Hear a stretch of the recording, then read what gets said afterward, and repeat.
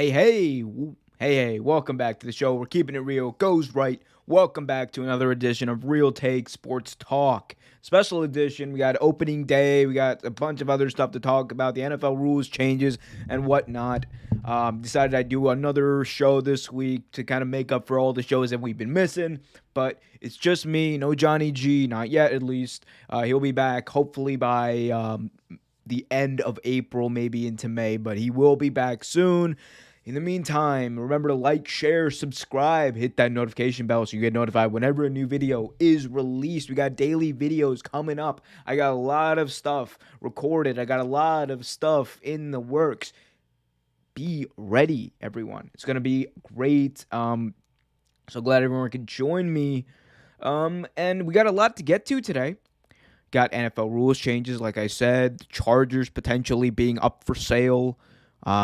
There's news coming out of Brooklyn. There's news coming out of the ESPN opening day, like I said. So much to get to. But let's start off talking about those rules changes because they are significant. So, there's half of it is rules changes. The other half is a change to the regular season schedule. So, the NFL will undergo its first significant regular season change since 1978 as far as scheduling goes. And it's essentially adding another game. The NFL will have 17 games next year, and there are significant changes when it comes to that as well because now it's going to eliminate a preseason game. So now it's going to be 3 preseason games and 17 regular season games with only one bye. And let's just say there are players who are not happy with this, and obviously so. Alvin Kamara was one of the first ones to come out and say that he was unhappy with the direction that the NFL took in this matter. And obviously, I think players in general would not be for adding another game. That's adding another game, adding more hits to their body. That's adding more chances for them to get hurt, which hurts their value in free agency. And it's just unnecessary. It's a move that's unnecessary, and that's what a lot of critics of this move are saying. The NFL didn't need to make this move. It's not like, when they added another playoff team. That is something that, has been talked about previously and that has gained a lot of ground, gained a lot of momentum. This isn't really something that many people wanted outside of NFL ownership. And why did they want it? Money. Every single decision that the NFL has made throughout almost its entirety has been about money. And we shouldn't, mess around with that. We shouldn't not say that because it's true. The NFL knows that adding another game would mean more profits for them. They just had another deal with NBC, ESPN, and CBS and Fox for television rights. They just had another one. That's going to give them more revenue. And they're coming off a season which was one of their lowest as far as income goes in almost a decade. And that's primarily because of COVID. So you have all those factors. That's why you've seen them make these huge billions of dollars worth of deals with the television rights deal with Amazon, and now they've added another game to kind of make up for this loss, and that's what they're saying. So that's like the kind of notion that they want out. It's like, well, we didn't make as much money as we needed to, and that's why the salary cap fell, and now players can't get paid, and then teams can't keep specific players, and blah, blah, blah. So we're adding another game. Even though they were going to get that television money anyway. Even though they're planning to have fans back next year, so they're going to make up that money anyway. Even though players don't want it. Even though many fans don't want it. Fans are already... Football, I'm not going to lie. Like, football, 17 weeks of football is a lot. It is a lot. I know we get very depressed, and when we miss football in the spring. That's not a question. But football can be a lot to keep up with because the games are so intense, because, you have all the news leading up to the week. And nowadays there's like games every single day almost. But I think that, adding another week to that, while some fans may like it, I think a lot of other fans understand that this is a chance. Brings a huge opportunity for more players to get hurt, and more players to get hurt, especially down the stretch. Teams that make the playoffs, the reason that they are not apt to make the playoffs in next year, the reason that it's more difficult for them, especially teams that make Super Bowl, is because of the fatigue over time. You're playing this intense, hard-hitting combat sport for weeks on end, putting your body on the line, working out like crazy to get ready for these games. That goes into February, and now it has to go for another week, and you're getting more hits on top of that. I don't blame players for not liking it. I don't blame them at all. If I was the NFLPA, I would have tried anything I could to avoid this. And, I also want to say, I think we were in a good place, honestly. We were in a really good place when it comes to scheduling. We were in a really good place when it comes to, the playoffs as well. Because I think 16 games with 7 teams in each conference making the playoffs, that was awesome. That was insanely entertaining. Because you had 10 and 6 team. You had a 10 and 6 team in the Miami Dolphins in the AFC that didn't even make the playoffs, with 7 teams making the playoffs last year. It was intense competition throughout, and that's what we love to see. But you don't need to make it. It doesn't make it better to add another game. It doesn't make it safer. The NFL has been all about safety. This guy, Roger Goodell, has been all about safety and eliminating concussions and hits. How is adding another game going to help that? I'll tell you, it's not.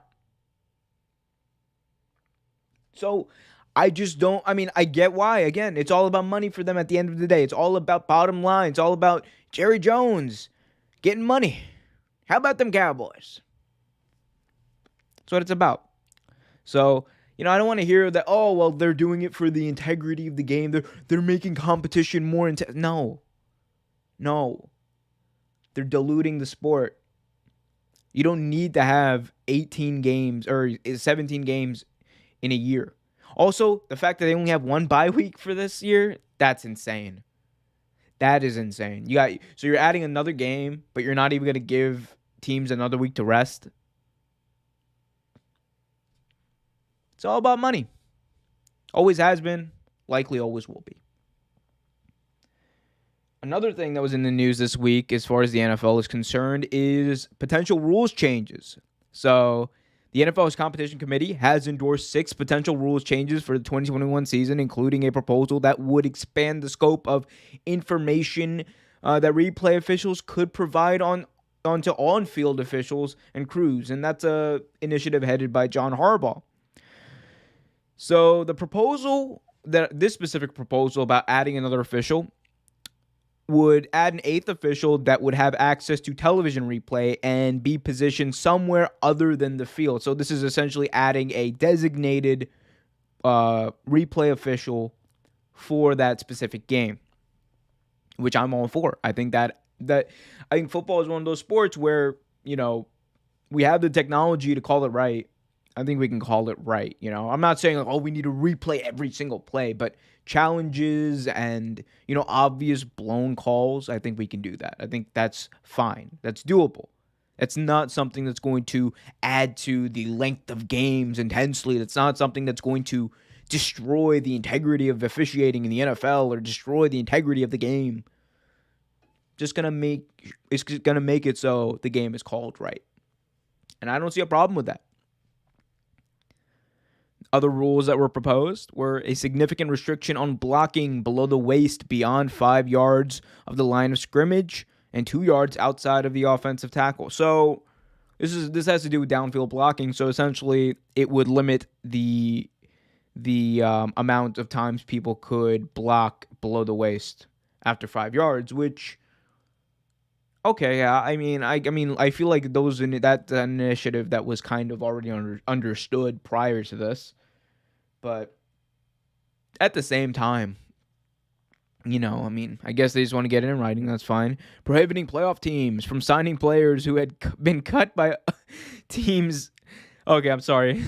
This is hilarious because it kind of reminds me of Madden. Prohibiting playoff teams from signing players who had been cut by teams whose seasons were already complete. So for anyone who's ever played Madden, I'm sure you've, at some point done or at least seen this happen. Player plays the entire year on one team, gets cut right before the regular season ends or maybe after, and then is added to the other team's roster. Or a playoff team's roster, rather. I've done that plenty of times in Madden, I'm not going to lie. Used to do it in Madden, like 11, Madden 10 with Randy Moss. And it'd be like that, man. It'd be like that. So, I mean, this is them obviously saying that you cannot add another team's player. This is kind of like an unofficial trade, I guess, even though like one team's not getting anything out of it. So I understand why. It's just funny to me that this is a trade or a proposal being brought up.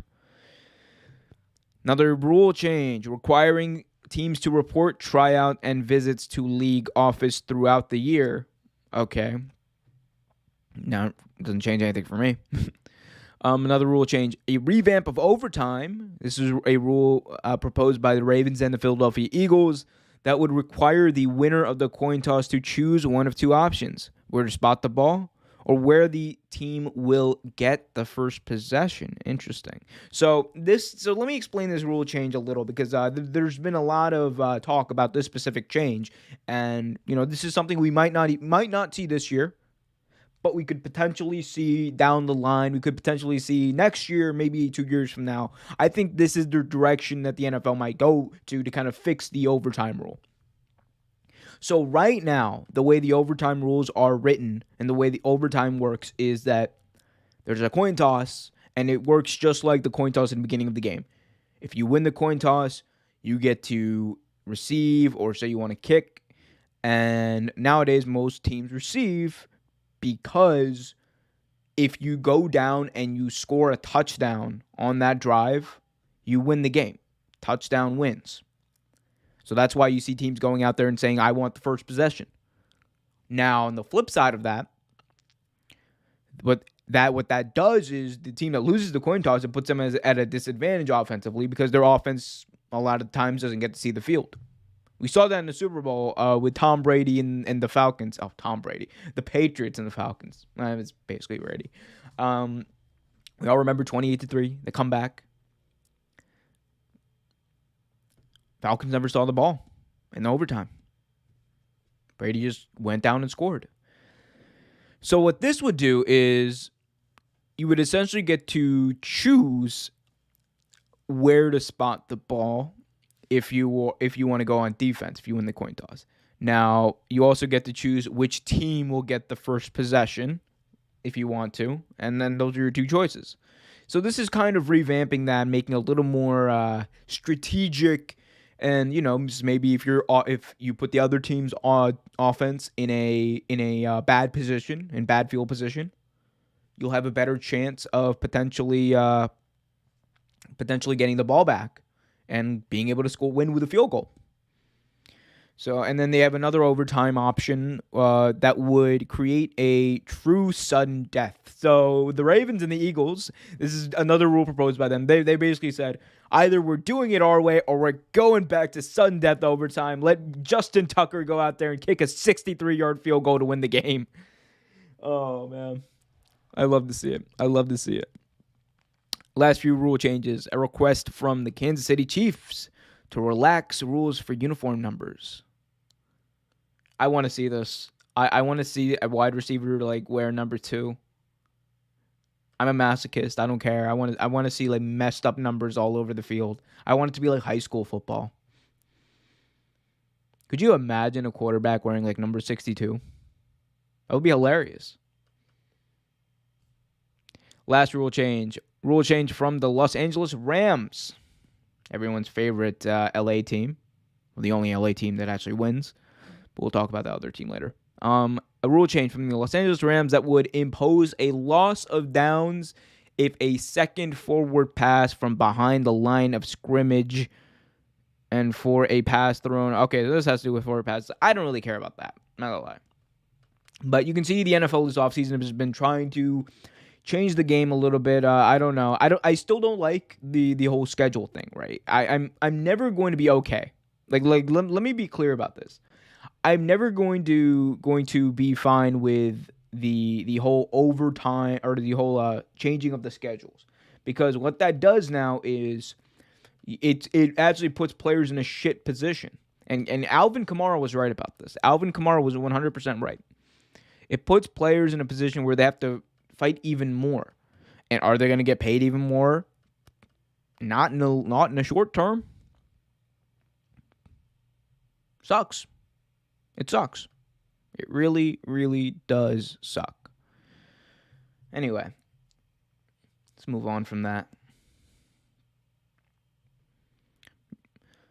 If you guys haven't already, remember to like, share, subscribe, and hit that notification bell so you get notified whenever a new video is released.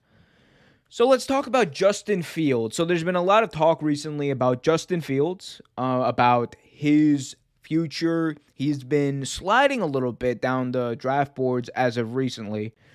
Justin Fields was the number 2 quarterback for a very long time behind Trevor Lawrence. And a lot of people were saying that, he might have had a chance to have even eclipsed Trevor Lawrence. Now, he had a bit of an up and down year this year. When it was good, it was really good. When it was bad, there were clear holes in his game. And recently, Dan Orlovsky of ESPN made some comments about what he heard. And this is not Dan Orlovsky's, opinion. Orlovsky went on Pat McAfee's show, and he said that he has been told by teams, by GMs or team officials, that there are concerns about Justin Fields' work ethic. The quote from Orlovsky, who was in quoting and paraphrasing other people, was saying that he's more of a last guy in, first guy out kind of guy. There's concerns that he might not be a team player. There's concerns that he might not be a guy who is going to really galvanize the team, a leader.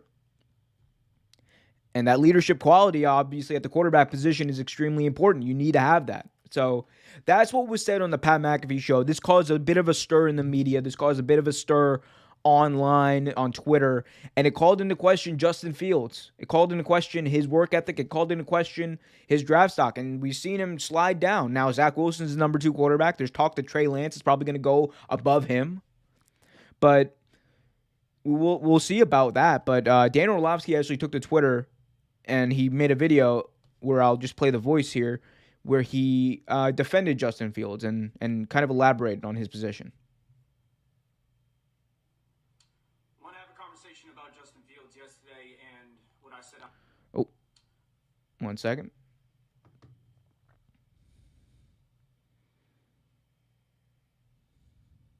Sorry about that. Had a bit of a technical difficulty.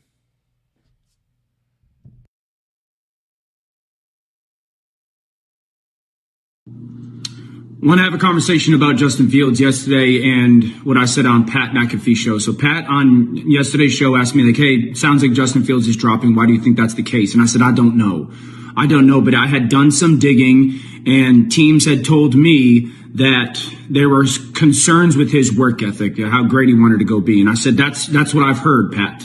And then obviously it created a big conversation and narrative yesterday, firestorm. And so that forced me to do even more digging over the last 24 hours. And I've had 2 conversations that I want to put out there to kind of clarify the situation or put more out there about the situation. One conversation I had is with an offensive coach at Ohio State. And he said, tell them that's absolutely not true, that Justin Fields' work ethic is spectacular, that he is a guy that has great football IQ and he's always studying tape. And then the second conversation I had is with John Beck, who's kind of trained Justin as he's headed into his pro day. And John's had a really positive experience, saying that, listen, this guy's always working incredibly hard on the field. And even after we're done with our field drills, he's the guy that wants to stay after and work on different footwork or different throws. And so he's had a very good experience. So the reality is that I have heard those things from teams. And they might feel that way. And this is also a season where teams are trying to say things to potentially get a guy to drop to them. And so I've just wanted to clarify and put it out there that, like, listen, over the last 24 hours in more digging, that it seems or it sounds like Justin Fields' work ethic is fantastic. And that's coming from two people who have worked directly close to him. Okay. So there you heard it. Dan Orlovsky of ESPN basically saying that okay. So there you heard it. Dan Orlovsky of ESPN saying that he's talked to multiple other people. He's talked to people from Ohio State, coaches from Ohio State, and they are rebuking these allegations that Justin Fields might not have the strongest work ethic. And, this is a conversation that comes up a lot. This is a conversation that comes up a lot about, people who were stars in college and who have good potential in the NFL, but, that intangible thing. Like when people talk about intangibles, this is usually what they're referring to. Those leadership qualities. Someone who's driven. Someone who has the drive, who has the stamina, who wants it, who has the will. And that's what was called into question by not my Dan Orlovsky, but by these unnamed sources, by these people who apparently are scouts or GMs or whatever in the NFL. They called his work ethic into question. People who have worked with him at Ohio State, Dan Orlovsky, who's followed him, they've all rebuked this, and they think that it's hogwash, which, if you've watched Justin Fields, I think you can kind of see that. No one gets to the point where Justin Fields is right now without having a strong work ethic. Let's be honest. Justin Fields is, he had one of the best seasons in college football that I've seen in a long time. I'm talking about 2 years ago. That team was good. He was leading it. Justin Fields has the arm. He's got the accuracy. He's a little inconsistent with that accuracy, but when he's on point, he's on point. And he's got the ability to run and make plays outside the pocket. So for anyone to say, "Oh, he's a last guy in, first guy out kind of guy," he's doesn't have a lot of work ethic. He's not the best leader. Ohio State doesn't go to a potential national championship. They don't go to the college football playoff, rather. Justin Fields is just another guy playing football. Because he led that team. It's make no bones about it. He led that team. Other teams have gotten there with, okay to good quarterback play, and you can say that their quarterback might not be the leader. Justin Fields is the exact opposite of that situation. Justin Fields was the leader of that Ohio State team.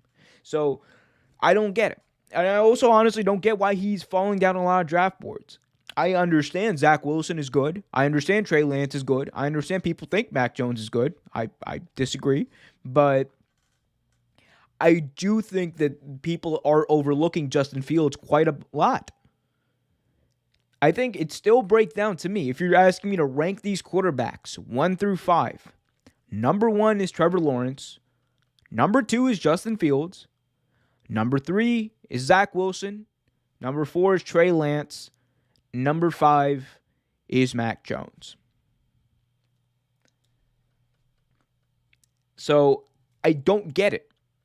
Maybe, and Dan Orlovsky alluded to it, maybe this is another team putting this out there who might want to go trade up for Justin Fields. Maybe the San Francisco 49ers are putting this out there who might want Justin Fields. That seems like the kind of person, the kind of quarterback that they would want instead of Jimmy G, especially in that division.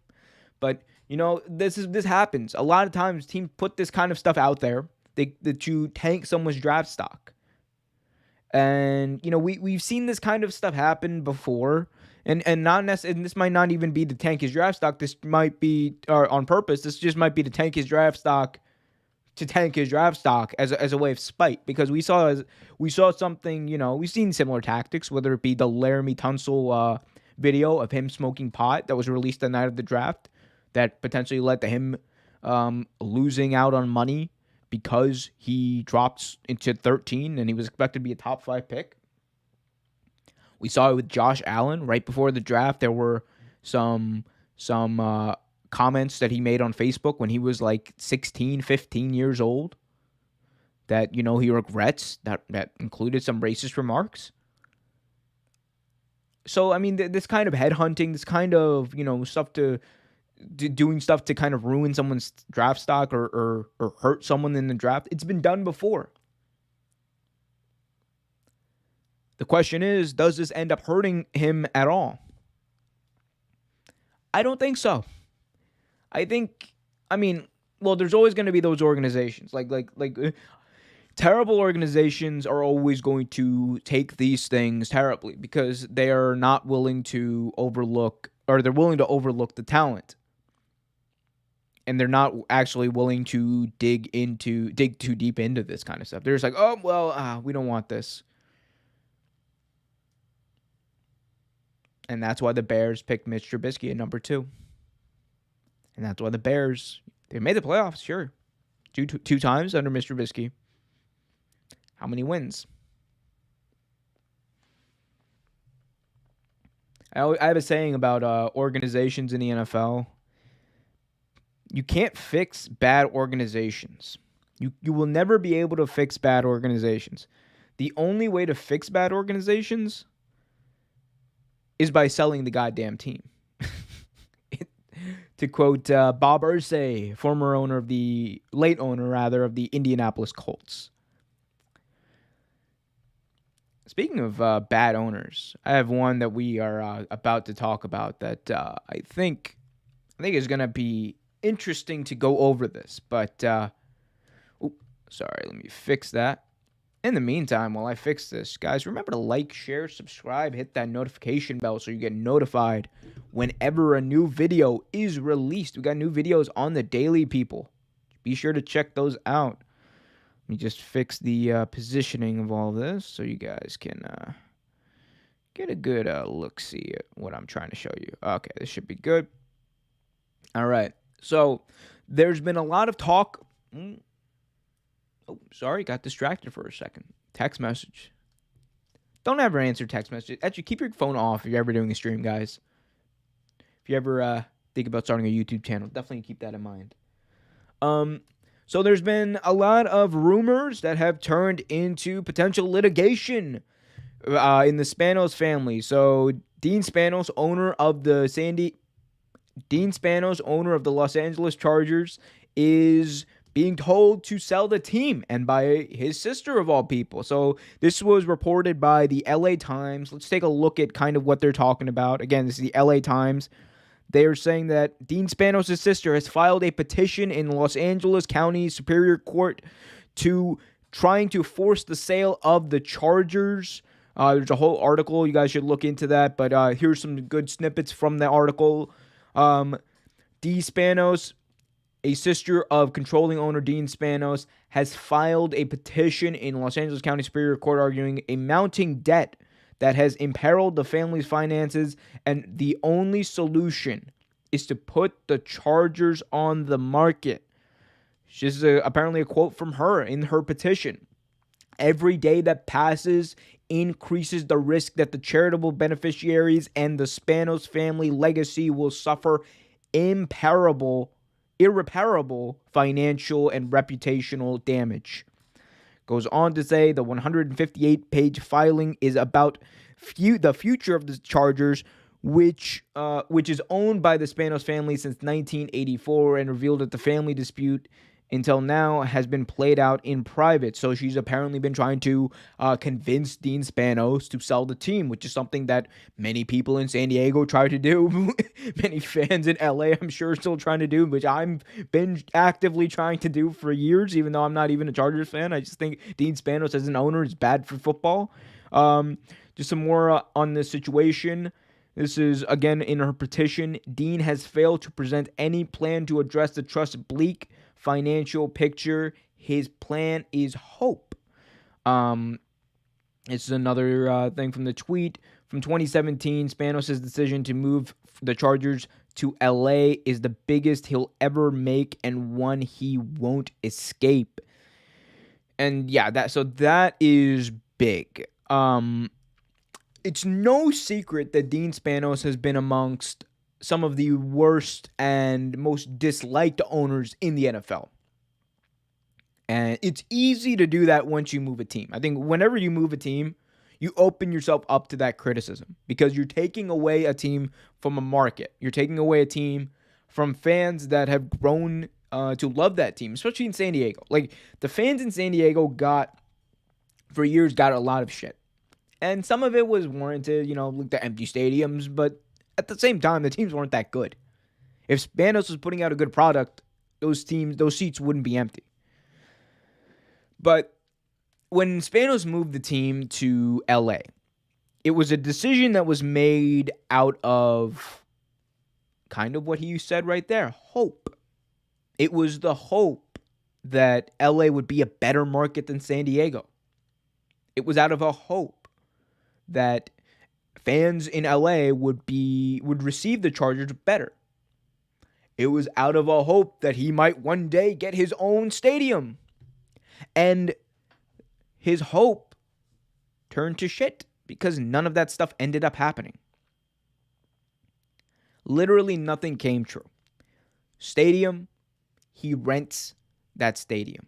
He rents his ability to play games in Stan Kroenke Stadium. Stan Kroenke, the owner of the Rams. They don't have a stadium. When they did have a stadium, they rented, it was like 25,000 fans. It had 25,000 seats. And they couldn't even fill that up. Take it to fans. No one shows up to their games. And it's not even like, yeah, they're a bad team, but nobody shows up to their games. When they had that MLS stadium, that soccer stadium they were playing in, they couldn't even fill that up once.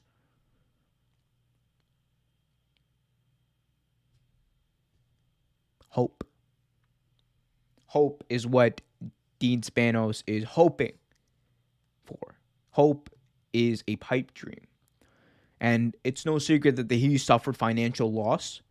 He picked up and moved the team unnecessarily because he wanted a better stadium, because he wanted more notoriety. He wanted the LA market.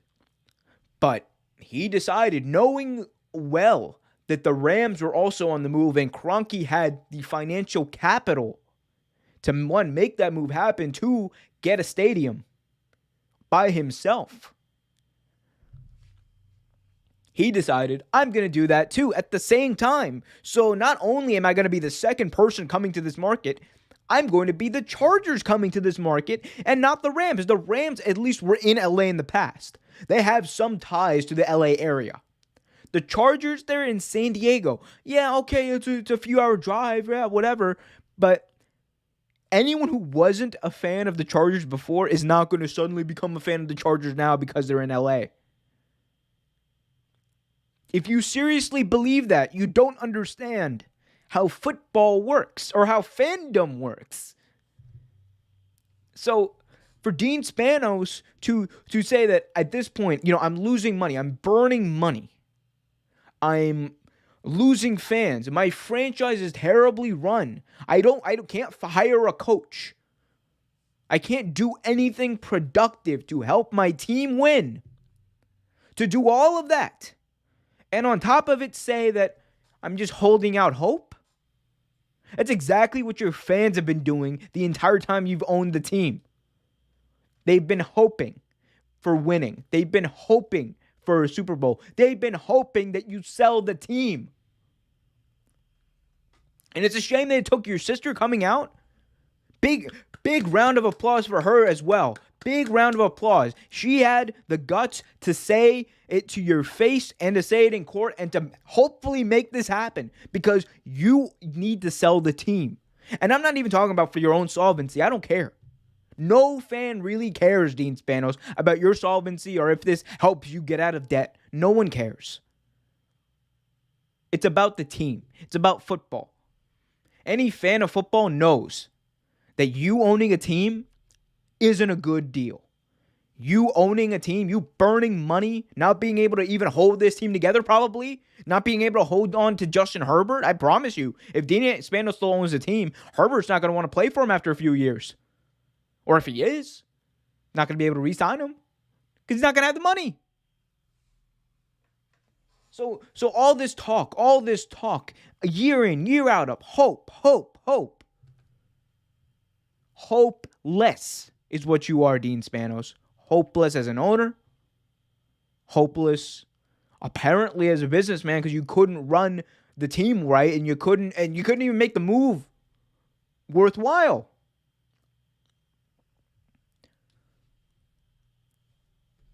But I guess this is what happens. This is what happens when you have terrible owners. And that's why owning an NFL team, there's a process to do it. There's a rigorous process to do it. It's not only background checks into you as a person, it's background checks into your finances, background checks into your business, background checks into your competence. And how Dean Spanos got that competence check, I will never know. It's just ridiculous what some of these owners do. Like and look, I also hate calling them owners. Because my thing is, okay, yeah, you profit off the team, you put capital into the team. That's okay, I get that. That's what it is. That happens, right? You need someone to fill that role. But at the same time, guys, they don't own the team. The team should be owned, or it shouldn't be owned by anybody, because the team is the community that makes it up. And that's the role that you essentially sign up for when you're an owner of an NFL team. What's best for the franchise. Dean Spanos hasn't looked out for what's best for his franchise. I can tell you that. There are other owners as well out there. Dan Snyder is the one I bring up most namely on this show, most prominently. Terrible owner. At some point, the successful billionaires, they have to get their shit together. If you can't run a football team, like, come on. This is literally why you put billions of dollars into it. Anyway, speaking of billions of dollars, switch the conversation over to UFC. Big stuff happening as far as UFC goes. So, UFC 261 promises the return of fans. President Dana White has said that he plans to have full capacity at UFC 261 in Jacksonville, and it's going to be indoors as well. So let me just read out some of the details. The promotion had initially planned to hold the event in Singapore. However, negotiations with the Singaporean government fizzled amongst COVID-19 protocol concerns. The promotion initially turned to their home base of Las Vegas. On March 15th, UFC President Dana White announced the event would be moved to Jacksonville, Florida, with a full capacity at 15,000 UFC fans. That's a quote from White, marking the first time since UFC 248 that a full capacity crowd would be available. Now, there's a lot to break down there. There's one, the fact that UFC will have fans back, which I'm not opposed to that. There's been a lot of teams who've had fans for a while. There've been a lot of, wrestling promotions also who've had fans, and that's fine, because we know that the virus works is less transferable outdoors, and if you have safe COVID protocols and social distancing, that's understandable. But to have 15,000 people in a stadium, a indoor stadium, at full capacity with no social distancing, that's irresponsible. Like, especially at this point, we still have over 1,000 people a day dying. We still have people catching this disease. We're not even, I think, at 15% vaccination in this country. I understand that we're getting better. That's not a question. We're getting significantly better. But we can't wait like 3-4 months. Like, come on. Like, look at AEW and what WWE are doing. They have fans, but they're socially distant, and they're at like 25% capacity at the stadiums. And you can do that and make it work and make it work safely. But this attitude of, oh, we're going all in. We're going all in on fans. That's what Dana White likes. We're going all in. Dana White is the same guy who refused. He had all these protocols put in place, by the way. And when the initial COVID-19 pandemic hit, White had all these protocols put in place where, there were wristbands for competitors. They had to get COVID tested every single day. They were being tested. They were being, if possible, quarantined or whatever. Very rigorous protocol in the UFC. Every person, there was points where every person would be wearing a mask in the building, except for Dana White. And Dana's attitude throughout the whole thing has been pretty consistent. I'm going to make everyone else follow the rules except for me. And and here's the thing, it's not out of health concerns, because Dana White has openly said it's not out of health concerns. It's about doing it in a way that he doesn't get in trouble and he's not liable and the UFC isn't liable. That's what it's about. Dana White at one point said, everyone's going to get the disease, so just open everything up and let's just go. And that's the attitude. This attitude of who gives a shit.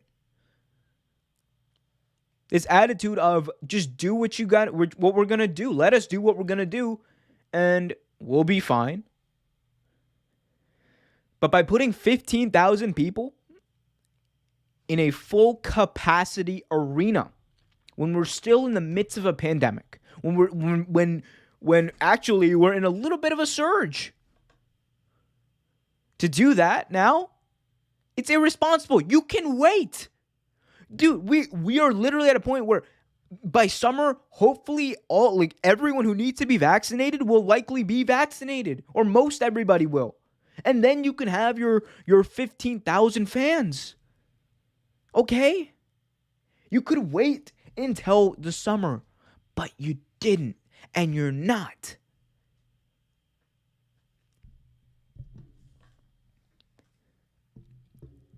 It's irresponsible, because you know what's gonna end up happening.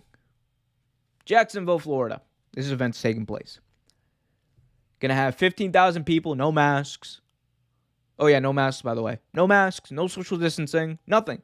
15,000 screaming fans. Yes, they're gonna enjoy the hell out of the event. I'm sure it's gonna be amazing for them to see all this mass of people, to see this event, to see normalcy back. This idea that people who want to be safe about COVID don't want things to go back to normal is stupid. Everyone wants things to go back to normal. Life was much better when things were open and when things were safe. We're just not there yet. So you're going to put on this event, and then these 15,000 people, no, all of them won't get COVID. But enough of them will for it to be a problem. And then they're going to spread it to who knows who. And then people that they spread it to are going to spread it to who knows who. People who might not be vaccinated. People who might not have immunity anymore.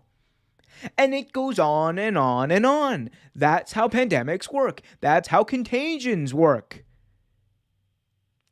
And also, they're making people sign like a liability form if they want to go to the event. That's stupid. He shouldn't be holding the event in the first place. That's him preparing himself not to get sued. That's what Dana White's doing. And I'm someone who loves UFC. I love UFC. I want to be there for an event. I want to watch UFC. I want to see fans. I love fans. But I want people to be safe. And that can't be too much to ask for. It just can't be too much to ask for. And if it is, then shame on me, I guess, for expecting it. And yeah, Dana White, like I said, he's been consistent about this whole mask thing. He's been consistent about, him specifically not following COVID rules because he doesn't believe in it. Let's be honest, he doesn't believe in it. So, yeah. Is what it is, I guess. Is what it is. Let's move on. Sick of talking about negative stuff. Let's talk about some positivity. Bring out some positivity today. We'll end on a positive note, I promise. Let's talk about, where is it? Oh, there it is. There we go. The Fab Five in Brooklyn.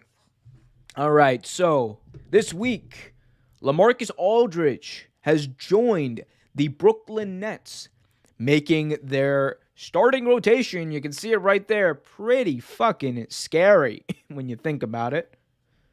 You got Blake Griffin, James Harden, Kyrie Irving, Kevin Durant, and now LaMarcus Aldridge.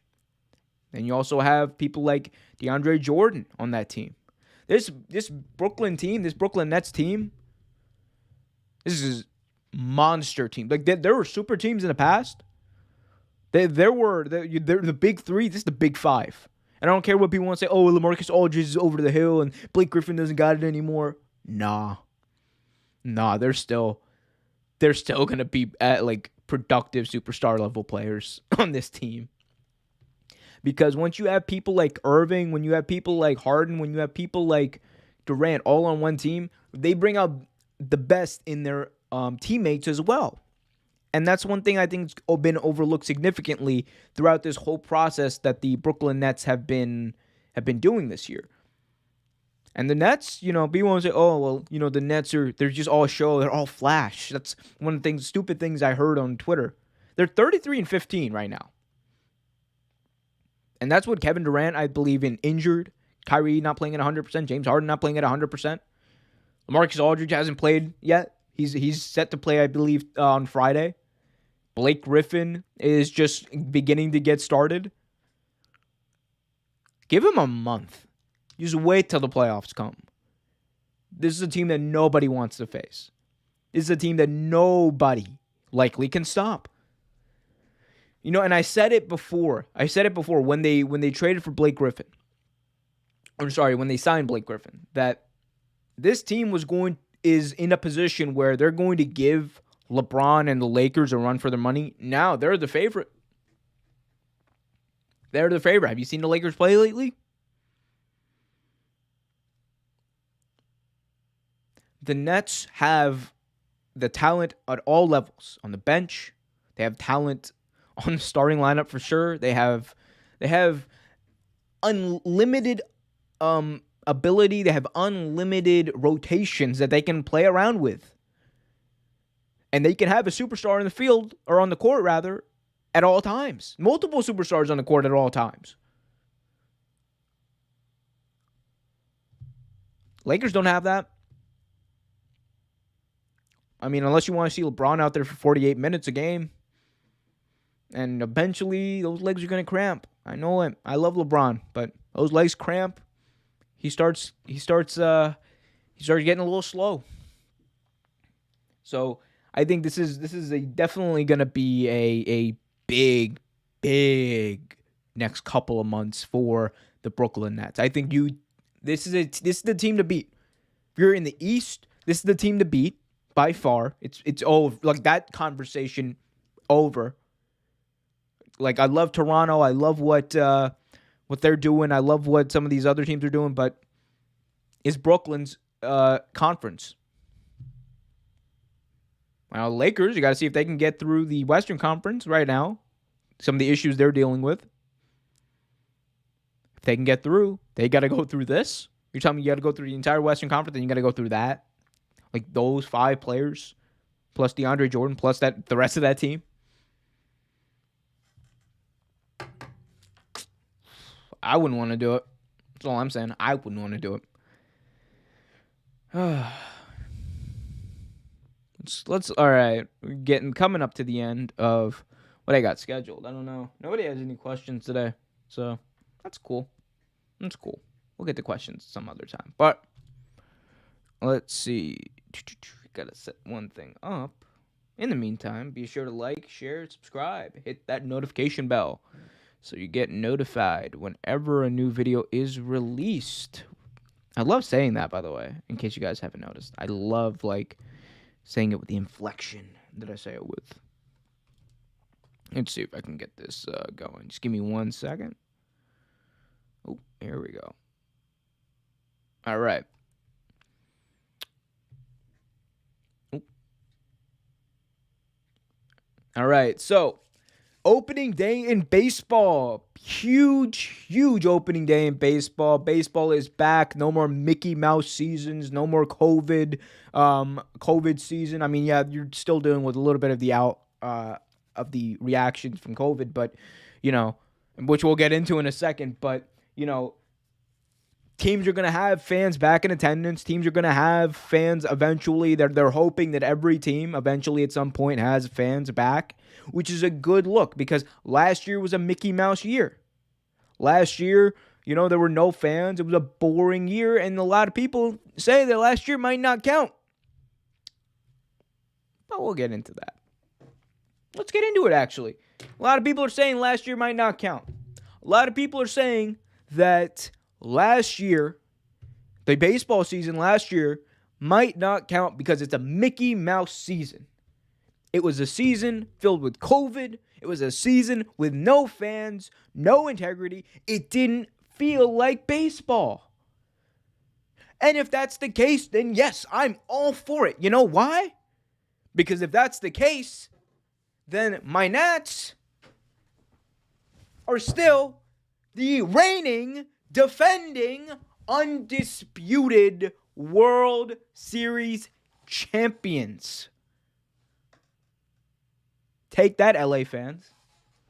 The Nats are still the reigning champions. Last year that was spring training, baby. That was spring training. Nobody took last year seriously. People want to say, oh, well, the Nats, they finished with a terrible record last year. Who cares? Who cares? Yeah, they finished with they were 26 wins last year? Doesn't matter. It wasn't a real season. It was a preseason leading up to this year, which was a real season. It's gonna be more games. It's going to be with fans. Hopefully, I think for all teams at some point, all teams will have fans. Last year's World Series champion, the Dodgers. I'm sorry, you won the spring training championship. That's what you did. You won the spring training championship, and the Washington Nationals to this day are your rightful, reigning, defending, undisputed World Series champions. I'll hold up the shirt again. I don't care. Look at this. These are your defending champions. Might as well add 2020 to the 2019. Doesn't matter. Because the Nats, not only do we got Josh Bell, not only do we have the greatest national to ever play for our team, Ryan Zimmerman, coming back. Huge shout out to Ryan Zimmerman, by the way. Not only do we have all that, we got Juan Soto coming back. Juan Soto, one of the best players in Major League Baseball. Arguably one who's going to take away the MVP. Am I capping? I might be. I don't give a fuck. I don't care. If Juan Soto does what he did this last year, he's going to remind everybody very quickly why the Nats won the World Series 2 years ago. On top of that, we got our pitching staff back together. We got our pitching crew back. We got Scherzer, Strasburg coming back. We still got Doolittle, little Sean Doolittle. We got everybody. We're going to be fine. Nats fans, we're going to be fine. The Nats are going to win the World Series. Write it down. Play it back. We'll play it back on this very show when the World Series happens. I will play this back. And I promise you, by that time, the Nats will be the World Series champions or in the World Series. I don't know when I'll play it back. We'll see. One thing I do know, though, the Nationals game against the Mets, the New York Mets. Try that again. The Nationals game against the New York Mets has been postponed. This was the Nationals opening day game. It was postponed due to COVID concerns. Multiple players on the Nationals seem to have had their tests either not come back or some complications with the COVID protocol. But let's take a look at some of the details. These are a few things worth restating / reinforcing coming out of the Nats / Mets postponement. This is via Dan Calco. Said, 1, the Nats have not gotten their latest batch of saliva / PCR tests. They should have this afternoon. We will see no more then. They took rapid tests as well, but those are less accurate. Moving on, it goes on to say that today's postponement was an MLB decision and made so that they can gather more information and make sure that there hasn't been a significant spread. Any suggestions that the Nationals are, quote, avoiding the Mets / DeGrom because they have depleted roster, it's just not accurate. Okay, yeah. The notion that we're scared of DeGrom, the notion that we're scared of the Mets, asinine, stupid. Johnny G, hit me up, bro. No, nobody's scared of the Mets. I don't care who you got. You guys just signed Lindor to a 10-year, $300 million contract. Don't care. Not scared. It's got nothing to do with being scared. It's got everything to do with the MLB saying we're not playing. The MLB said that we had concerns, so the Nationals aren't playing. This wasn't our decision. This was not our decision in the slightest. Our decision was if we get the test back and everything, we're good. Let's go play. I'm ready to go play. I'm ready to see my Nats play. But the Mets? Oh, no. No, they want to say that we're scared? Bullshit. That's all the Mets do. They cap. That's what their fans do because they know their team's going to be trash. That's what the Mets organization does because they know their team's going to be trash. Cap. All y'all know how to do. Moving on. Let's go take a look at it more. So, 3, the Nats will be impacted by beyond this weekend. MLB protocols say that all close contacts who are currently being held out need to be quarantined for a minimum of 7 days. DC protocol also say that could be extended to 14 days. So the Nats might have to follow local regulations there. And we're probably going to have to follow local regulations there. And yeah, so with that, I mean, if the MLB has protocols that we have to follow, then we're going to have to go through them. And unfortunately, that would likely mean that we're not going to be... Right now, we have a game scheduled for Friday. We have a game scheduled for Saturday. That's not happening. It would seem we don't have enough players. And likely more things might be to come. Who knows? But I will say this. Nobody's scared of the Mets. Nobody will ever be scared of the Mets. When will Mets fans understand this? Oh, you act like there's something to be fearful of.